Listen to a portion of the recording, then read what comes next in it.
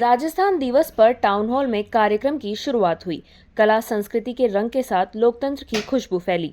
लोक कलाकारों द्वारा कच्ची घोड़ी, सांस्कृतिक नृत्य, तेजा गायन सहित विभिन्न सांस्कृतिक कार्यक्रम की प्रस्तुतियां हुई। यूआईटी सेक्रेटरी ललित गोयल, उपखंड अधिकारी आवाहनी सोमनाथ, नगर परिषद आयुक्त हेमाराम सहित एडीपीसी समसा योगेश पारिक सहित जिला स्तरीय अधिकारी गणमान्य लोग उपस्थित रहे।